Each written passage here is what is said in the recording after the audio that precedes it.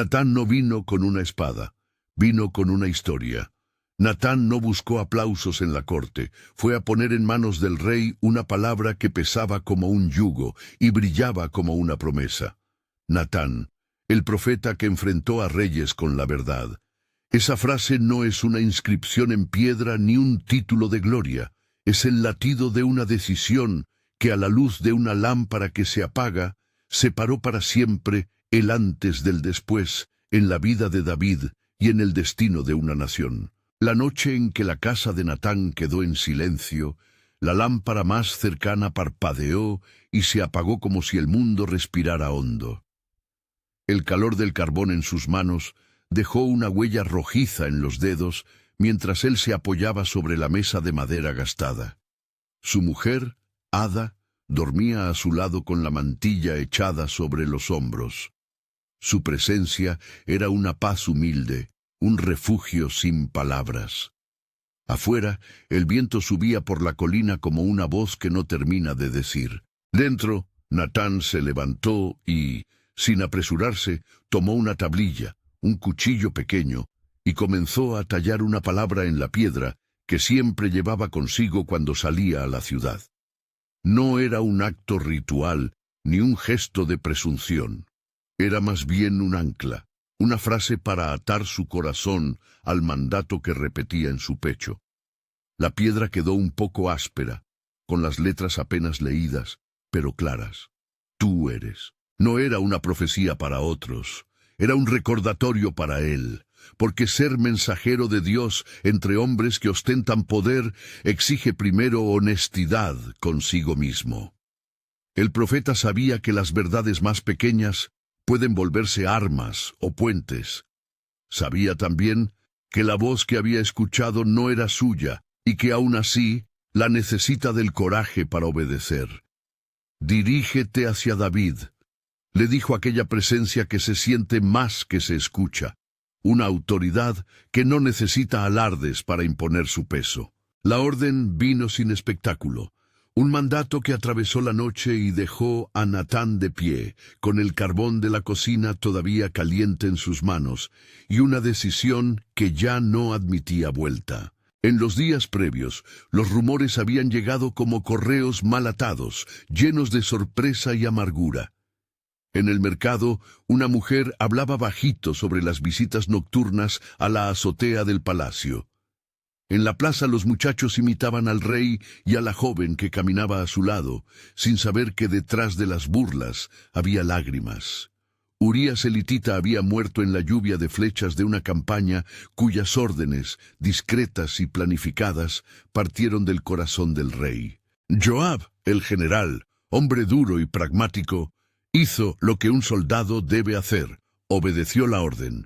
Pero la obediencia en la línea de batalla no borra la sombra que una decisión real deja sobre un pueblo. Natán no fue, al principio, un investigador de chismes. Era un hombre que cuidaba ovejas y analizaba corazones. No le movía la curiosidad maliciosa ni el deseo de llamar la atención. Sin embargo, las piezas fueron encajando con la terquedad de una verdad que no admite sombra. La joven viuda que pasó de ser esposa de un soldado fiel a compartida en la intimidad del rey. La carta que Joab había enviado desde el frente, detallando la caída de Urías, y la rapidez con que el palacio llenó el vacío dejado por la muerte. Ante esos signos, la conciencia de Natán se removió. No por lo que la gente decía, sino por lo que la voz que lo llamó desde la noche reveló en su misma sangre. Era hora de hablar. La lucha interior de Natán no fue teatral. No hubo grandes monólogos ni proclamaciones dramáticas en la soledad de su casa. Hubo preguntas susurradas, escrutinios del alma y la añoranza de quedarse donde era conocido y amado. Si acudía al palacio podía perder más que la vida. Podía perder la capacidad de ser escuchado en otros lugares. Podía convertirse en un chisme más, en un mártir mal entendido, pero la llamada era ineludible. A veces la fidelidad se parece a cruzar una plaza llena de gente que prefiere mirar para otro lado. Otras veces, la fidelidad es simplemente obedecer aún sabiendo que la voz que guía llevará al profeta a terrenos helados y solitarios. Subió al monte en la madrugada, antes de que el sol rompiera su primer suspiro sobre Jerusalén. Allí, con los pies en la tierra húmeda y el aroma de aceite y hierbas en el aire, Natán tuvo una visión que no le pertenecía, pero que se arraigó en su boca como una parábola. No fue un sueño onírico lleno de símbolos ininteligibles. Fue una imagen clara, casi doméstica. Vio dos casas, una grande adornada y poblada por la abundancia, otra humilde, casi en ruinas, con un solo habitante que amaba y cuidaba una única oveja. Esa oveja no era un animal cualquiera. Era la joya de la casa pobre, su alimento en días de escasez, su compañía en noches de soledad, su cordero preferido al que el dueño daba de comer y con quien compartía su jarra de vino. De pronto, el hombre rico vino a la casa del pobre y tomó la oveja, y la mató para servirla a un viajero. La injusticia era tan brutal que la visión misma se volvió una herida abierta en los ojos de Natán. Esa historia, la historia de la oveja amada robada para servir a un hombre de mesa llena, quedó como una herramienta en la mano del profeta. Entendió que las palabras directas al rey podrían encontrar la coraza del orgullo, que una confrontación frontal podría ser disfrazada por excusas palaciegas. La parábola ofrecía una vía más sutil y, sin embargo, más penetrante. Aprendió de la historia que el corazón se abre con relatos que lo desarman, que cuando el oyente se ve reflejado en el espejo de otra vida, su juicio puede brotar antes de que su vanidad lo encuentre. Antes de salir, Natán sostuvo la piedra con aquel tú eres, como quien aprieta entre los dedos la última certeza. Ada le dio un pan envuelto en lino, y con la mirada le ofreció algo que las palabras no alcanzan, la bendición silenciosa de quien acompaña, aún sin comprender del todo. No le pidió gloria ni triunfo, simplemente sostuvo su mano, ofreció su fe y lo dejó marchar. La ciudad, en las primeras horas del día, estaba entre el sueño y la vigilia.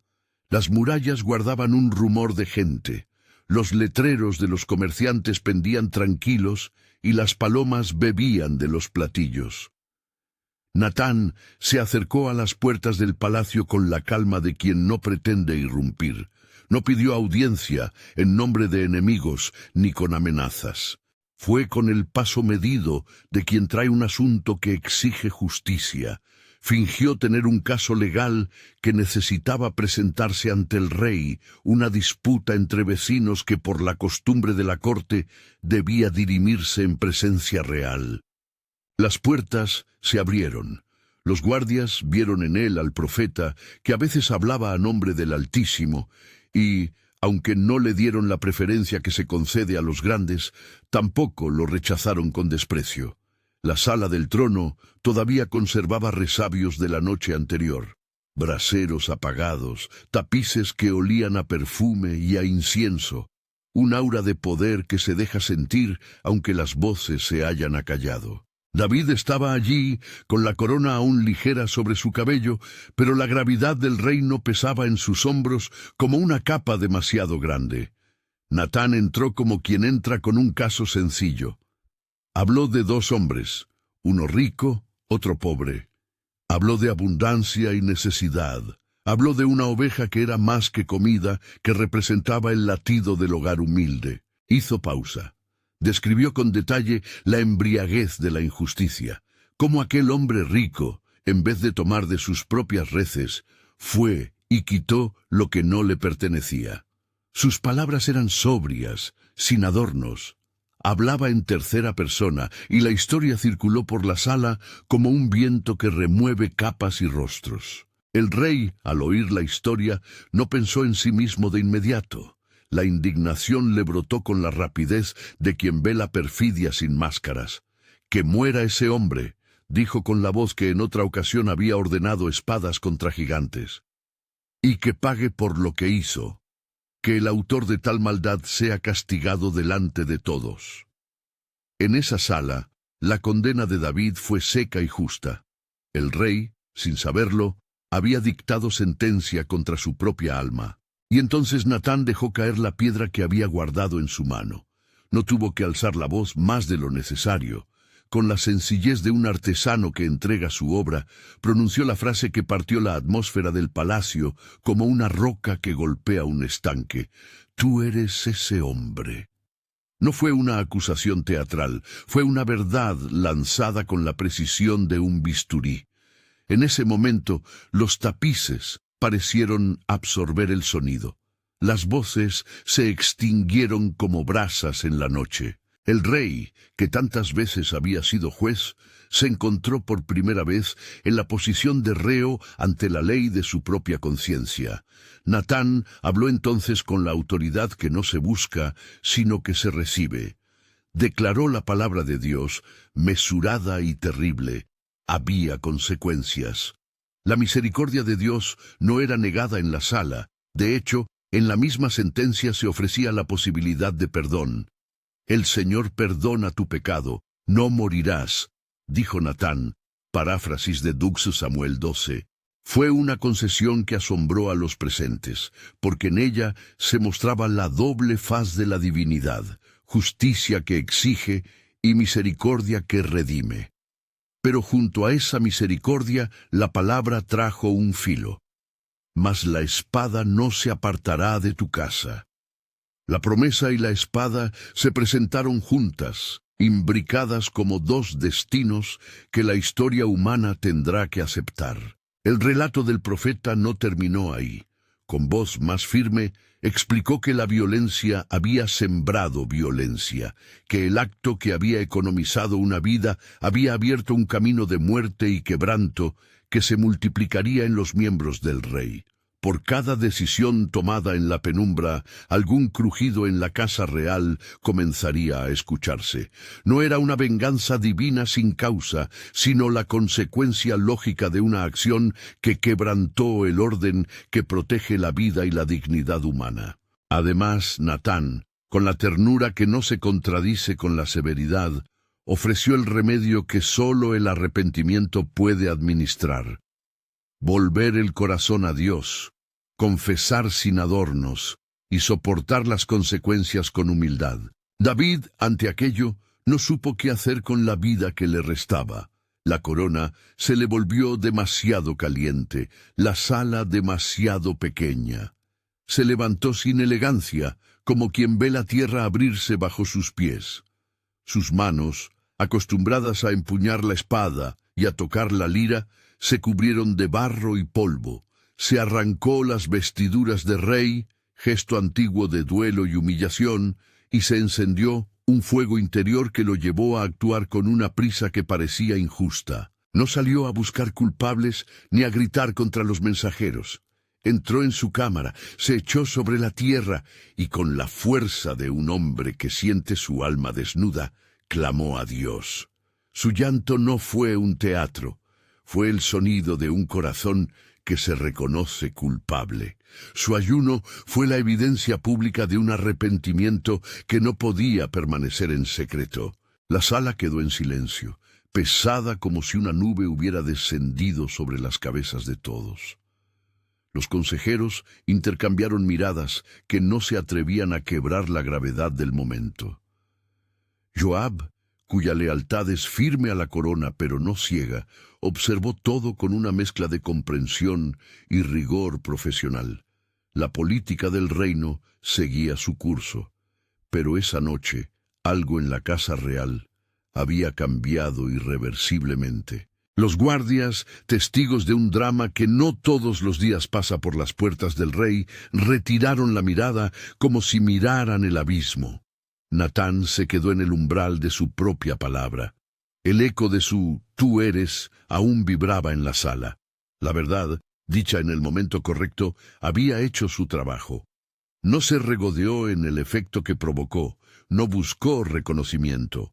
Sabía que la obediencia puede dejar heridas abiertas y que la fidelidad no exime de costos. Había plantado una semilla que, aunque sanadora en su raíz, Iba a dar frutos amargos antes de cualquier cosecha de reconciliación.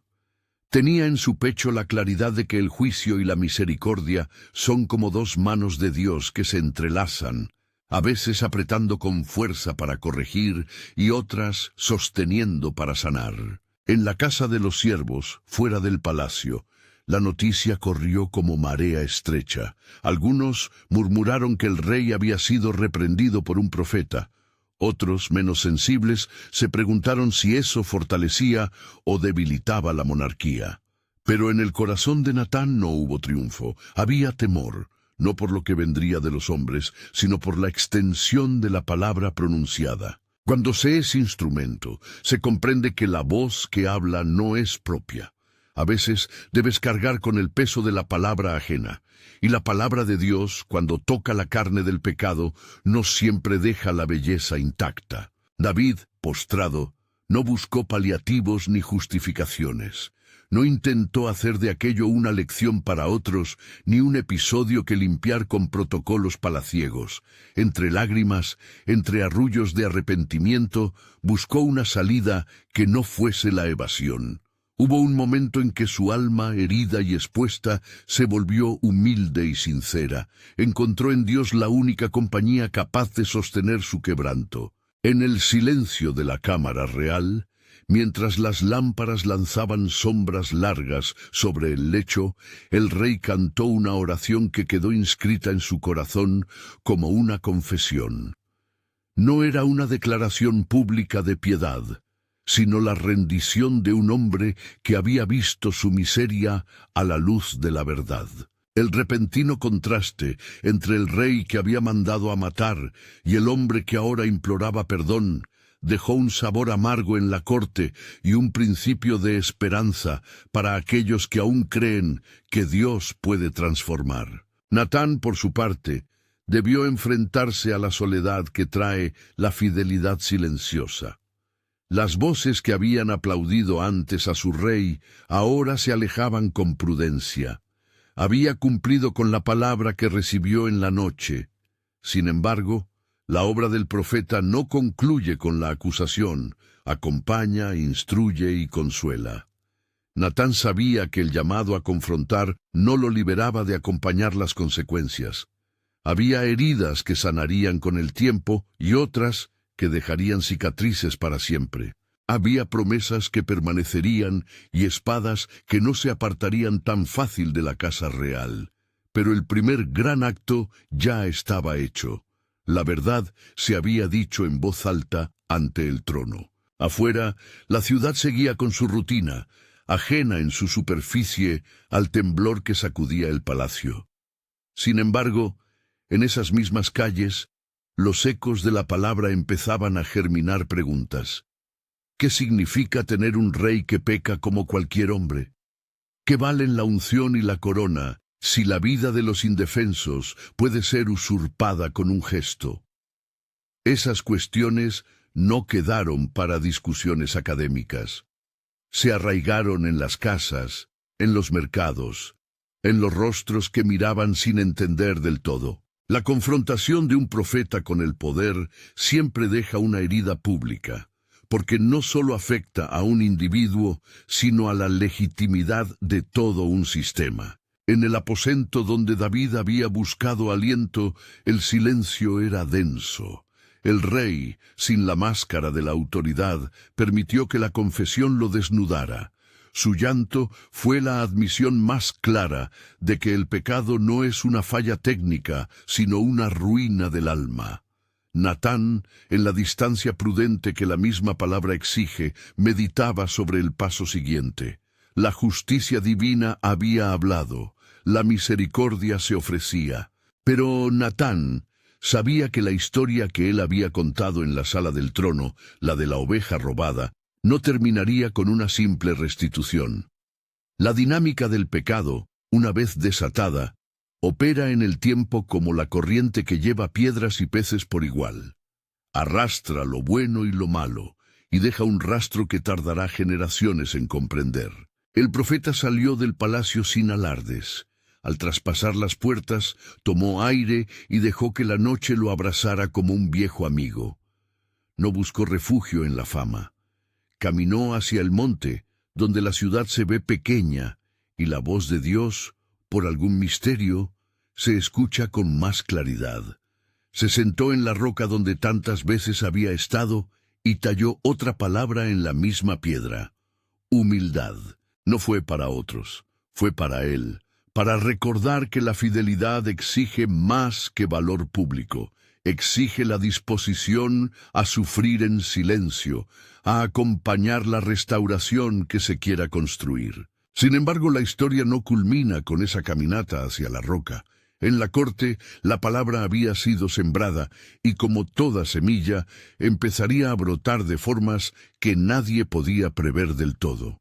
El palacio que una vez presidió celebraciones de victoria, ahora se convertía en un escenario de dolor y examen. Natán, consciente de la dualidad entre juicio y promesa, se retiró sabiendo que el proceso de sanación sería largo y que, en el camino, se revelarían más sombras, traiciones ocultas, resistencias y la dolencia íntima que no cura la sola confesión. La ciudad amaneció al día siguiente con murmullos más fuertes.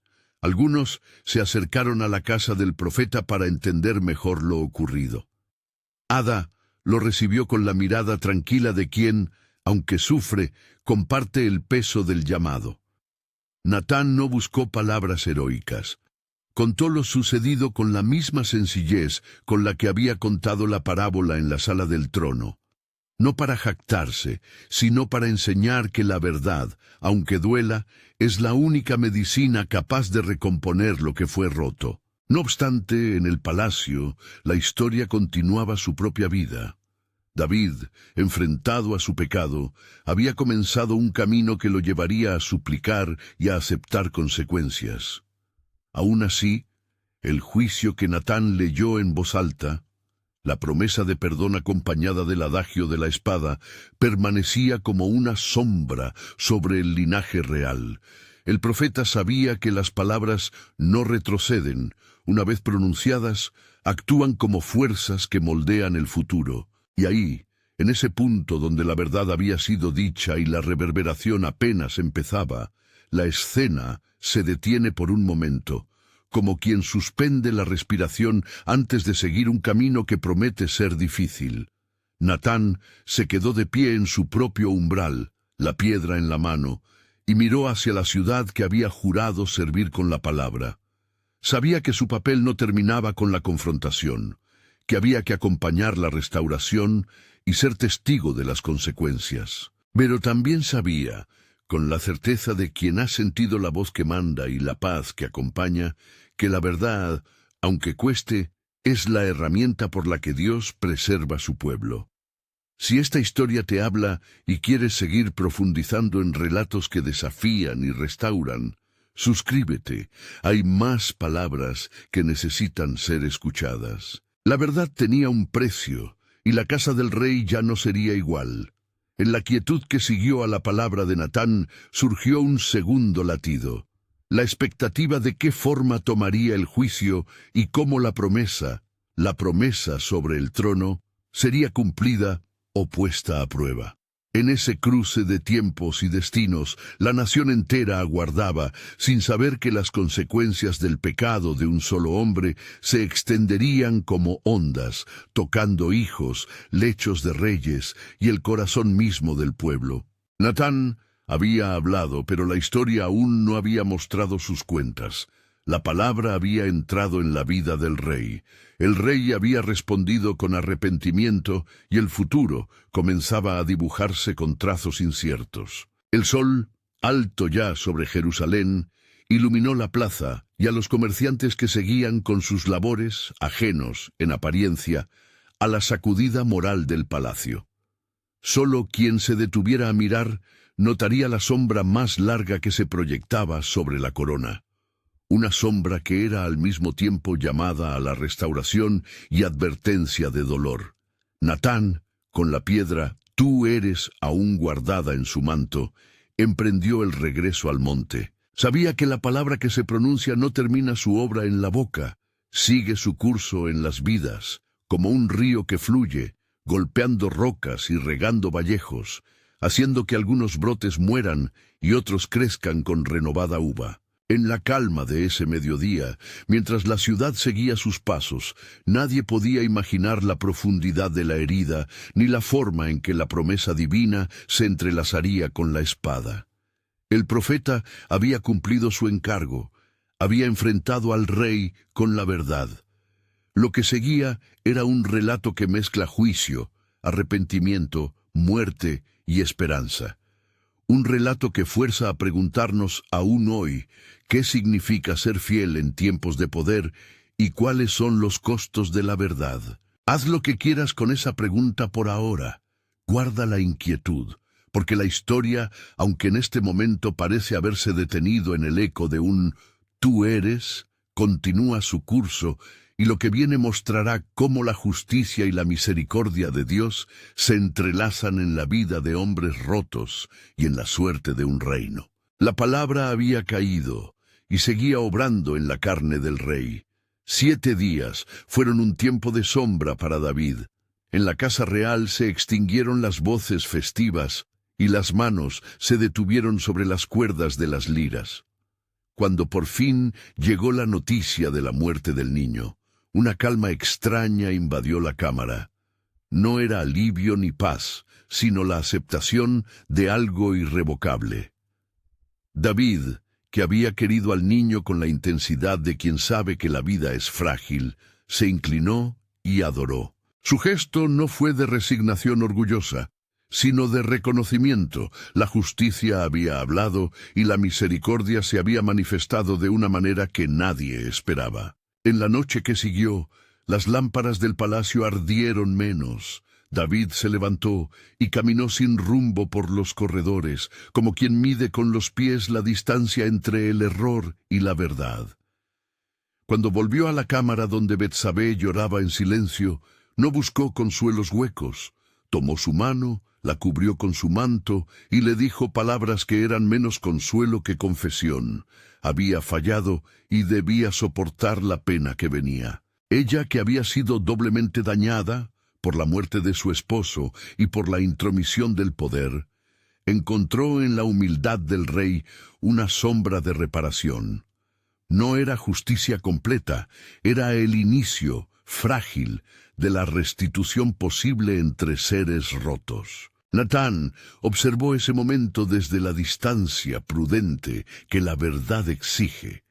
No se celebró su osadía con honores. Por el contrario, la presencia del profeta en el palacio había removido aguas profundas, y no todos agradecen ver su reflejo en el pozo. Algunos murmuraron que había puesto en entredicho la autoridad real, otros que había arriesgado la paz por un escrúpulo moral. Natán, que conocía el precio de la fidelidad, no buscó vindicación. Sabía que la palabra de Dios no siempre hace amigos, pero sí preserva la vida esencial del pueblo. Y aunque su corazón se apretaba por la soledad, también lo confortaba la certeza de haber sido obediente. Pasaron meses y, en medio del luto, la casa real volvió a latir con un ritmo distinto. Betsabé concibió. El rumor de la ciudad, que a veces perdona con la misma rapidez con la que condena, enmudeció ante el misterio de la vida que brotaba. Cuando al fin el niño nació, hubo una mezcla de temor y esperanza en los que veían su rostro por primera vez. Natán fue llamado a sostener al recién nacido entre sus manos, envejecidas por las jornadas de camino y la intemperie del desierto. Allí, junto a esa cuna humilde en el palacio, pronunció una bendición que era más promesa que presagio. Aquel niño sería llamado Jedidías, amado del Señor. Sobre él descansaría una carga y una gracia al mismo tiempo. El nombre no era mera sonoridad. Era declaración de que la gracia de Dios sigue obrando cuando el juicio ha hecho su parte. Los años siguientes fueron una lección prolongada sobre la naturaleza del pecado y de la redención. La espada que Natán había anunciado no se apartó con facilidad. Dentro de la casa del rey, Las pasiones no domadas encontraron terreno para germinar heridas nuevas. El pecado de un hombre había actuado como semilla, cuyo fruto tardaría en mostrarse. Hijos que rivalizaron por honor, hermanos que se volvieron enemigos, decisiones tomadas en la afrenta que multiplicaron el dolor. Amnón, el primogénito, y Tamar, su hermana, sufrieron la violencia de un deseo que no fue refrenado. Absalón, hermano de Tamar, llevó sobre sus hombros la venganza que desgarraría la casa real. Las escenas se sucedieron como olas negras: violación, furia, asesinato, exilio, rebelión. El eco de la parábola del Cordero se prolongó como un lamento que atravesaba generaciones. David, que había sido llamado hombre conforme al corazón de Dios, conoció la paradoja humana en su propia carne. La profundidad de su arrepentimiento no borró las consecuencias. Al contemplar a sus hijos enfrentarse como armas unas contra otras, comprendió que la misericordia puede restaurar la relación del alma con su Creador, pero no evita que la historia cargue sus cuentas. Hubo noches en las que el rey se sentó junto a las sombras de su casa y se dijo a sí mismo que la gloria del reino era un milagro que debía administrarse con manos temblorosas. Aprendió, a costa de la sangre y del llanto, que el poder exige restricción y que la figura de la corona no legitima todo deseo. Natán, por su parte, se mantuvo como vigía. No se contentó con haber hablado una vez. La fidelidad profética es trámite continuo. Vivió los años como quien acompaña una curación, con paciencia, con palabras duras cuando era necesario, con consuelo cuando la herida se abría de nuevo. A veces fue rechazado por la corte, en otras volvió a ser llamado. Su presencia fue testimonio de que la verdad no es un objeto que se entrega y olvida, sino una práctica que exige constancia. En ocasiones, se vio en la obligación de levantar otra vez la voz, no solo contra David, sino contra los poderosos que seguían desconociendo la dignidad de los débiles. Su método preferido continuó siendo la parábola, pequeñas historias que desnudaban el corazón de quienes estaban seguros en su trono. Los acontecimientos políticos no tardaron en tejer tramas nuevas. La vejez de David vino acompañada de tensiones por la sucesión. Adonías, hijo ambicioso, buscó el trono con apoyos fuertes. Joab, el general, y otros lo vieron como alternativa.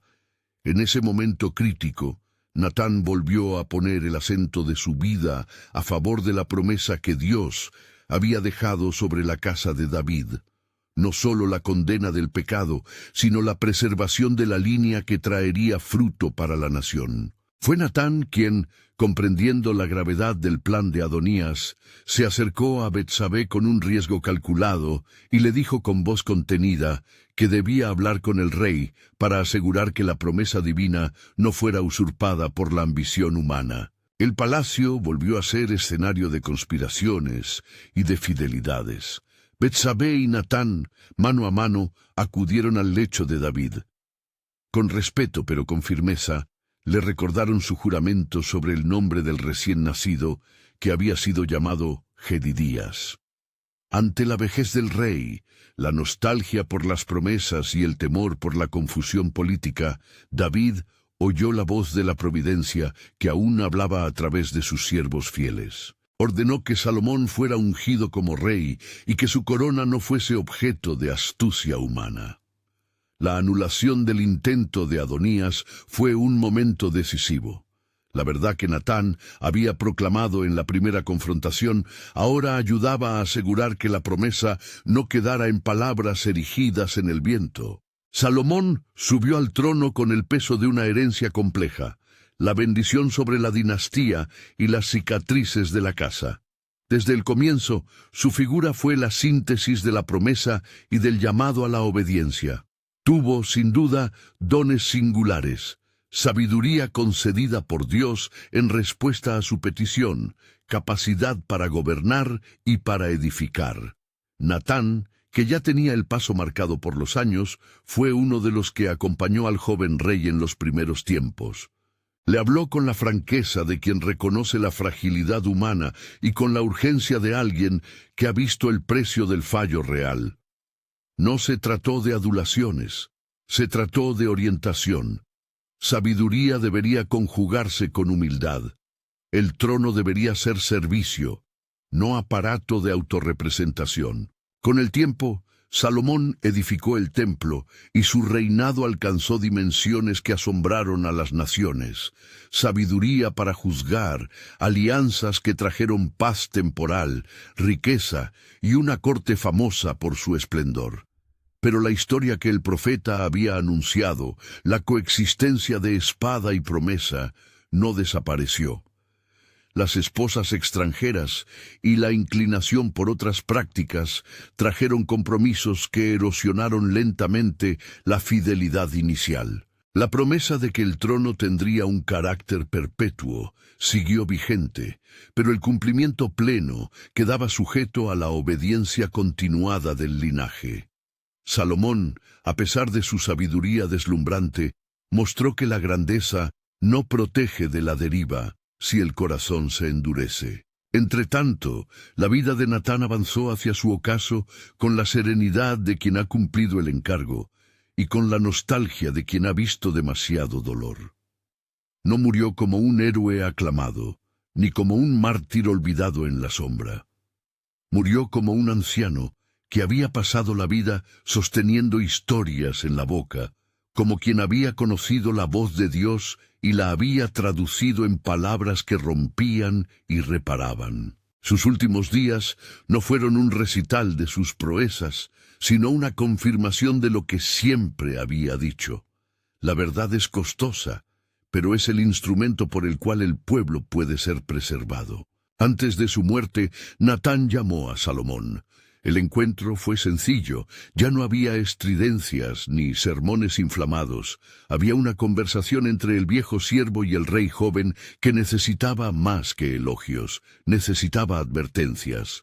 Natán habló de las maravillas que había visto en la vida de Salomón, de la sabiduría que lo había hecho famoso, pero no eludió el peligro que acechaba. La posibilidad de que la sabiduría se convierta en orgullo, de que el templo quede como una obra de piedra, mientras el corazón se inclina hacia otras cosas. Le recordó la voz que una vez hizo rodar la piedra de su propia mano con la palabra «tú eres». Le recordó que el mismo trono que puede ser instrumento de justicia puede transformarse en objeto de idolatría. Le pidió que no olvidara la gracia que lo había establecido, que la obediencia no es una carga, sino la condición de la bendición prolongada. Salomón escuchó. Sus ojos, acostumbrados a juzgar y a preguntar, quedaron un tanto húmedos ante la sencillez de ese último consejo. Comprendió que su reinado era en parte herencia de la misericordia que había sido dispensada a su padre, y que la promesa sobre él era una oportunidad para honrar a Dios y restaurar lo quebrantado. Antes de que Natán cerrara los ojos, hubo un gesto.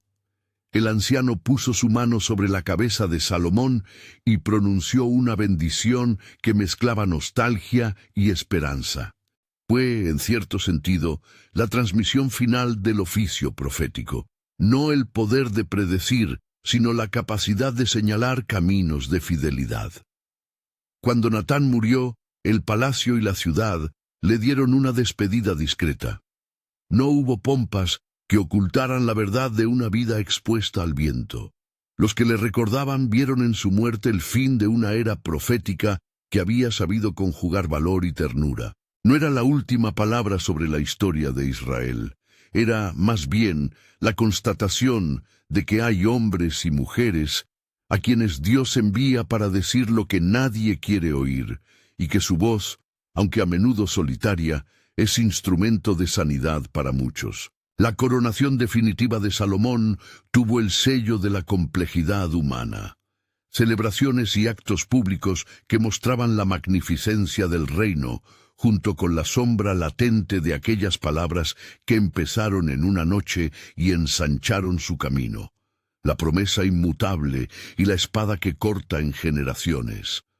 Se edificó el templo, y en su construcción vibró la memoria de los que sufrieron y de los que pidieron perdón. En las piedras del lugar santo quedó la huella de lágrimas y de trabajo conjunto, artesanos, extranjeros, manos humildes y manos de reyes. Esa obra, que se elevó hacia el cielo, fue testimonio de que aún en medio de la fragilidad humana, Dios puede realizar cosas grandes. A lo largo de los años, la historia mostró, como el narrador que no pretende resolver misterios, la ambivalencia de la condición humana. Salomón alcanzó fama por su juicio y su sabiduría. Escribió proverbios que penetran en los corazones. Su fama llegó a oídos de reinas lejanas, pero también se dejó arrastrar por inclinaciones que lo alejaron de la fidelidad inicial. El resultado fue una mezcla que hoy nos obliga a mirar con humildad a los grandes. Podemos aprender de sus aciertos sin repetir sus desvíos. La lección que deja la vida de Natán es simple y dura a la vez. La verdad puede costar el aplauso, puede costar la soledad, puede costar la vida, pero sin ella los reinos se corrompen y la sangre de los inocentes se convierte en un eco que atraviesa generaciones. Ser profeta, y en extensión, ser vocación de verdad en cualquier ámbito, no es exhibición heroica. Es asumir una responsabilidad que muchas veces exige sacrificio. La parábola del cordero robado no fue una técnica para humillar. Fue una herramienta para abrir un corazón blindado por el poder. Fue, además, la lección de que la misericordia no elimina la necesidad de justicia. Dios perdona, pero la armonía rota entre los hombres reclama su reparación y a veces su dolor. Hoy, al mirar hacia aquellos episodios, hay preguntas que nos alcanzan. ¿Qué hacemos cuando vemos la injusticia en quienes detentan poder? ¿Cómo conjugar valentía y ternura al confrontar? ¿Podemos mantenernos fieles sin buscar revancha? Natán nos muestra un camino. Partir de la obediencia, hablar con palabra veraz, aceptar la soledad que viene con la fidelidad y acompañar la restauración con humildad. No promete un final sin heridas. Promete, en cambio, que la palabra fiel siembra posibilidades de vida que la complicidad con el mal destruye. La historia de David y Natán no es solo un relato antiguo, es un espejo para las comunidades contemporáneas. Nos recuerda que las estructuras de poder no nos eximen de la responsabilidad ética, que la misericordia de Dios convive con su justicia, que la restauración es posible, pero que las consecuencias de nuestras decisiones pueden perdurar más allá de la intención. Nos pide a pastores, gobernantes, padres, líderes y ciudadanos la valentía de escuchar la voz que corrige y la humildad de admitir la propia falibilidad. Natán enfrentó a un rey con la verdad porque supo que el silencio habría sido complicidad. Su vida es una invitación a no callar cuando la dignidad humana está en juego. Pero su historia también nos otorga consuelo. La restauración es real cuando el corazón se vuelve. El perdón existe aunque el dolor deje marcas. La promesa de Dios se sostiene a pesar de los hombres. Si al escuchar esto te encuentras tocado por la necesidad de palabra valiente en tu vida o en tu comunidad, recuerda que la fidelidad no es un espectáculo. Es un compromiso que a veces exige pagar precio. Y si te sientes tentado a esconderte ante una injusticia, piensa en la oveja amada y en el valor de quien la defendió. Si esta historia te ha confrontado o te ha dado esperanza, compártela con alguien que necesite recordar que la verdad vale la pena.